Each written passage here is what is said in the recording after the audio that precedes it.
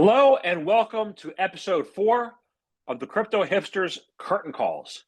This episode is 4 compilations of interviews that I conducted during seasons 7 and 8, 3 from season 7 and 1 from season 8. The title of this episode is called FTX, the first of many crypto implosions to come, how we can overcome additional existential challenges in Web3. The interviewees from this season, from this episode, include the first person is Josh Bowen, who is the co-founder and CEO of Astria. We get into important conversations such as how decentralization may face an existential crisis during the Trump 2.0 era and what we can do about it. We've already seen some things happen. Especially in the past few weeks, with a $19 billion drop down in the market a couple weeks ago. The second person is Ishan Bhaidani, who is a co-founder and the chief revenue officer at Scribe, which is a crypto PR firm. They've had a lot of great clients and customers and companies, Web3, that they've helped deliver messages for and create, campaigns. And so it's a wonderful company. And we get into really one of my 12 episodes that we're shooting from the hip, called how the crypto industry is successfully recovering from the FTX collapse. And this was in May 2024, our conversation. So my conversation with Josh was in March 2025. That was season 8. This conversation is from May 2024. The next 2 conversations are going to be from June 2024. One is my first episode of Reporter on the Ground, Crypto Hipsters, when I went to Consensus in 2024 in Austin, Texas. I had a wonderful conversation with Annelise Osborne, who was, up until yesterday, the chief business officer at Kadena. Kadena had a notification yesterday on Twitter that they were shutting down operations. So I hope, wish her the best for the future. And we talked about all her book about from hoodies to suits. The interesting thing is, after I interviewed her and when I started my videos starting in November of last year, I kind of took the opposite tack. I no longer wear the suits that I did at AIG. I now wear hoodies for almost all of my Crypto Hipster podcasts. Anyway, we talk about, why today's tech entrepreneurs will become tomorrow's successful business leaders. And then the fourth conversation from season 3, from season 7 again, is with Raj Parekh. He is the co-founder and CFO at Portal. We talked about how to power the borderless global economy and bring Web3 to the world, which is an amazing conversation.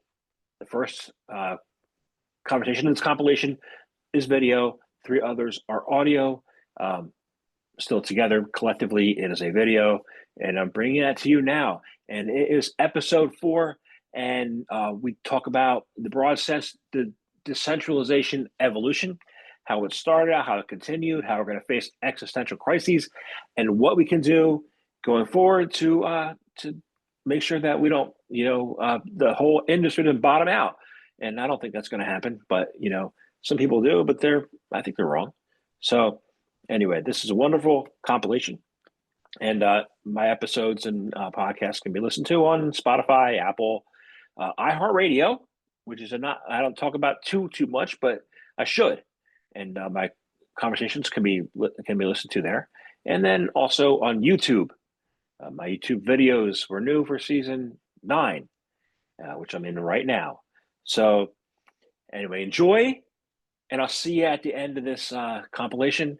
And kick back, have a listen. Yeah, so I spent last couple of weeks, I was at East Denver, and then, this last week I was at Digital Asset Summit, and kind of my goal there was to essentially just do like a vibe check and kind of understand what is the general feel of the industry. Are people bullish? Are people bearish? Within that, what is the kind of nuance? I think there's a couple things, right? So, there was this degree of almost this like naive kind of take of like, oh, Trump's just going to buy all our coins and like pump our bags kind of thing. And so, we did see maybe a bit of that, right? A couple months ago, right? Now there's, always been this thing of like, is crypto actually like is crypto actually exposed to like macro environments, right? Or is it like an uncorrelated kind of pricing? It's very obvious, right? Like crypto is correlated to like macro environments, right? And the market as a whole, right, is not particularly happy with the tariffs or, certainly the on and off of the tariffs, right? Where maybe even more chaotic, right? If people don't, you can't move, right? If you don't know if a tariff's on in the morning and off in the afternoon. So we've already seen the macro environment kind of down, right? We have recessionary fears, and that's just going to impact crypto kind of writ large, right? I think more concretely, the thing that is kind of, maybe potentially like existential is, there's a bunch of like, I'd say like low hanging fruit things in crypto. And I think about crypto as primarily a financial thing. I'm not big on like, crypto as like a social network kind of thing. I think fundamentally the kind of costs you have to pay for decentralization don't necessarily kind of justify themselves in non-financial applications where, lack of kind of counterparty trust is, you're willing to pay for that. And so I think about kind of DeFi and okay, we see institutional adoption kind of coming in. The concern really is, I think just putting it bluntly, is like, are we the like crypto natives, the people who are doing, startups in crypto have been around, are we actually going to be the ones to benefit from that? Or is it actually just going to be, pick your name, right? But the name that comes top of mind for a lot of people really is like Robinhood, right? And is Vlad just going to kind of roll in and kind of, take all of our market and be the one who dominates the kind of order flow here? And okay, great. We made a bunch of, neat software and neat tools, and none of us are going to get to monetize that. And, Vlad and Robinhood or the other institutions are kind of going to monetize that all, right? And I do think that's a concern. But going maybe back to your other question on like, does decentralization matter? I do think there are significant benefits to decentralization, even if you take a relatively kind of, cynical and less ideological view of, the censorship resistance perspective. There's a degree where like, one of the things I like about kind of like working in crypto versus working in maybe like a normal fintech is the reality of, from an engineering perspective, I don't really want to think about custody. Like I don't want to actually custody anyone's money. Like if that is the thing where saying, oh, I want to do, financial transactions, or like that is the kind of like, design or product space I'm working within, fine. Maybe that is the interesting product I want, but I would prefer to do that in a way where I just don't have the option to steal anyone's money, right? I'm trying to build a product. I don't want to steal anyone's money. I would prefer that to not even be an option available to me. And so in that way, one of the things I think crypto gives us is this option to have, hey, you can build this thing in a way that is decentralized, that you don't have to go figure out how to be custodial. But I do think there's maybe like, like the vibes are bad, like bluntly, right? Like this morning, the coins are up. So like everyone's like happy this morning, right? But like, we'll see if we make it to the afternoon. But I do think there's kind of an existential crisis of, who is going to profit, who is going to monetize out of these things right now, because, crypto is a relatively small industry. Our market cap is sitting at what? We count all the coins at like 3 trillion or something like that. That's a lot of money, but from, the TradFi kind of institutions, it's not that much money from them, right? So I like to kind of answer this in 2 parts, which is how it affected me personally, and then how it affected the space as a whole. So personally, it's quite an interesting story, I'd like to think. I had kind of built a thesis around FTX that they were likely insolvent or had some pretty major issues around like October of 2022. So about a month before the collapse, I had written a now relatively infamous, thread or blog on Twitter about kind of my thesis around FTX being insolvent. And it was a mix of things, right? It was a mix of just, executives leaving at certain times, right? From everybody from, Sam Trabucco leaving to Brett Harrison from FTX US, everything from looking at like kind of derivative volume, looking at the difference between on-chain and off-chain. So FTX off-chain was actually slowly diminishing. So they were actually losing market share to on-chain derivative products, right? Your GMXs, Gains Network, DYDX, etc. And so, that plus, the excessive spending, I think was one of the really big things that we saw. is just, the amount that they were spending on everything from Miami Heat Arena to failed product launches like FTX NFT to the FTX stocks product that they launched. It was just seemed like flailing attempts to kind of drive revenue. And so you start to put all of these small pieces together, and it just felt like something was off there. And so I'd like to think I was one of the first people to kind of openly say there's something pretty shady going on here. Infamously put together a pretty large short on FTT in October of 22, to the chagrin of a lot of people. A lot of people called me crazy and told me that there was no way because Alameda was just making money hand over fist. And, and you could see on chain, they definitely were making a lot of money. But I think people, when you start to get to numbers that large, things start to get conflated. And people, maybe don't realize scale, or maybe they don't see scale as clearly. And so, yeah, just so FTX goes down in early November of 2022. This tweet thread that I had ended up going relatively viral. And with that, I kind of gained a little notoriety. A lot of people were coming to me asking my thoughts and theses about FTX and why things failed and things like that. And that was actually the exact time at which we started Scribe. I think we started Scribe like a week before the FTX collapse. I think FTX began collapsing on November 5th. I think it was all done by November 8th. Everything was kind of shut down and Chapter 11 was filed.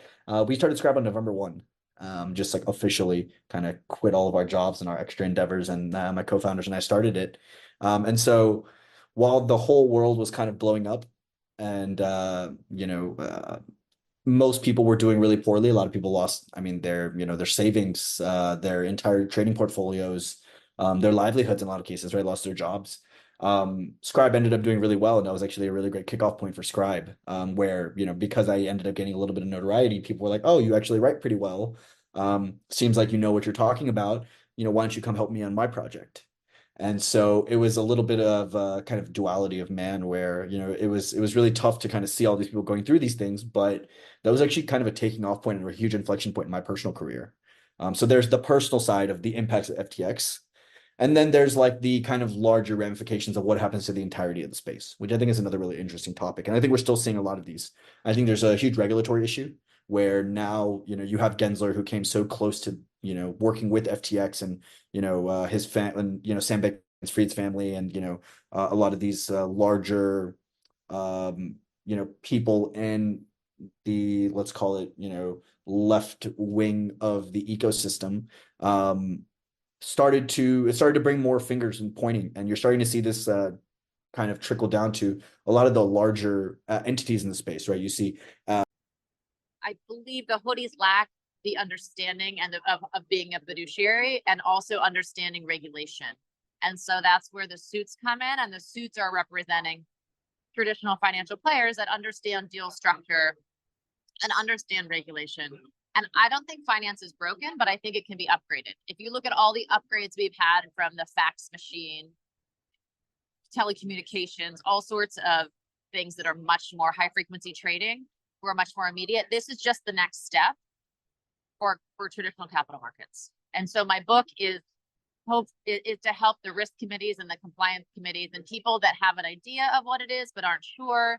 So the book is an educational and entertaining read.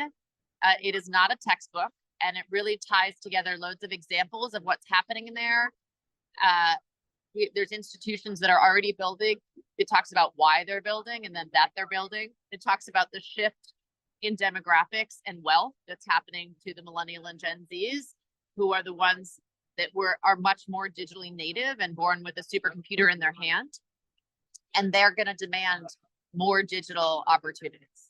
And they're already doing that today. I think that will continue. But there's a lot of benefits, and there's a changing dynamic. And I talk about kind of where I see the world going into 5, 10, and 20 years. So I want to get into where you see that adoption, where you see the world going into 5 and 20 years. First, yeah. Okay, I'm gonna dive right in. I think, if I'm looking at kind of emerging trends and business shifts.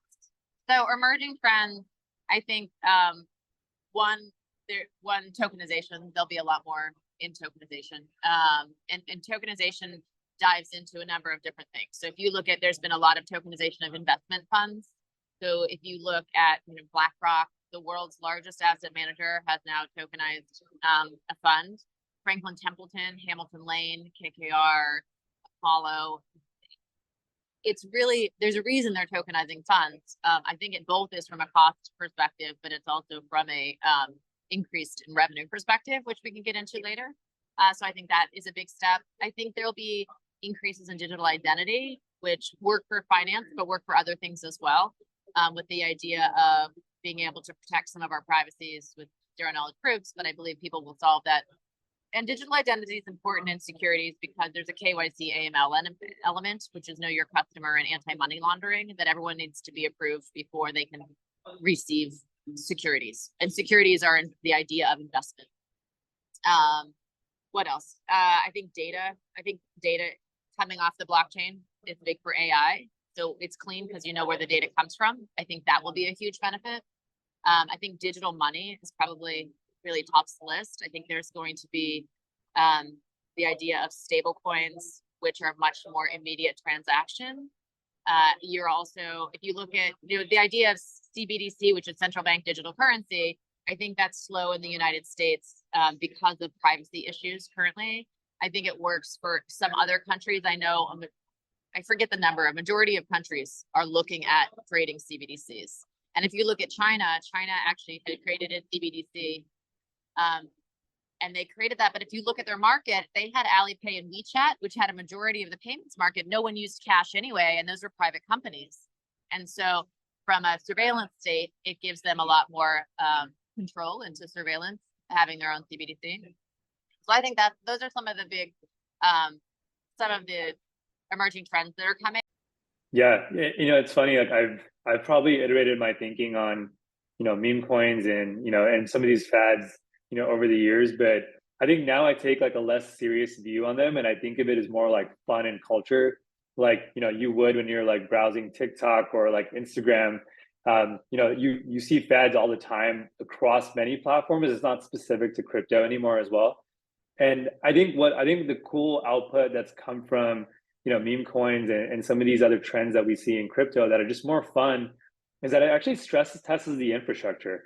Like right now, like there's thousands of tokens being created on Solana every single day. And it's stress testing the upper limits of like what throughput and performance could look like for them.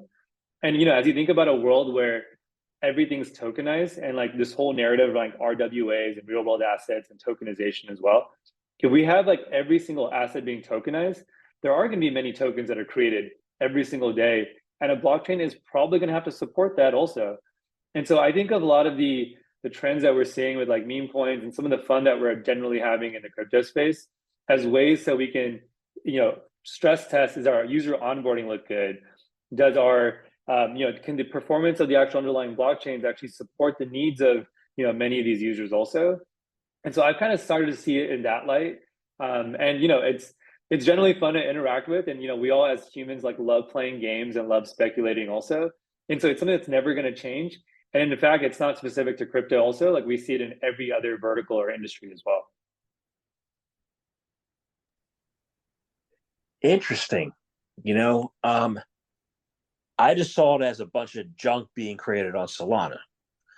But you said stress testing. Do you think the meme coins are going to be the catalyst that drive the Solana ETF? They may not be correlated because still Solana is still like the underlying asset and for the native chain itself. But Solana is being used for many purposes. I mean, my old team at Visa, they actually believe that Solana is actually purpose built for payments. When it comes to payments, you can't wait for a bunch of confirmations to take place, or it can't be it's got to move really fast. It has to happen like sub-seconds.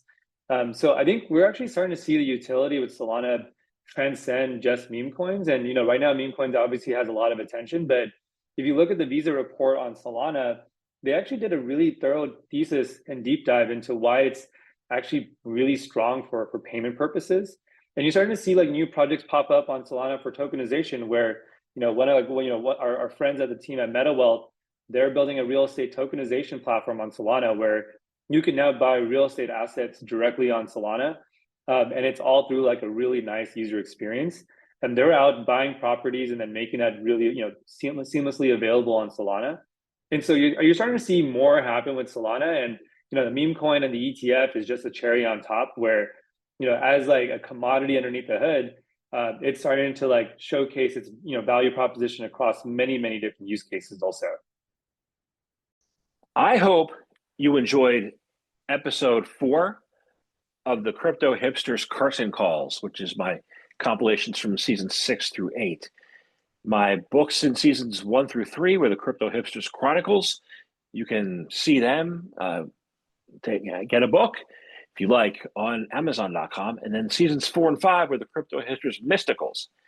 The Chronicles were 45 episodes, compilations, and the Mysticals were 22. And the final number I have for season 6 through 8 is 67. Not to be confused with Mellow Ball, which is 6-7. 67 episodes coming your way. This was number 4. So hopefully you can join me in this journey. And we'll see you for episode 5. Have a great day.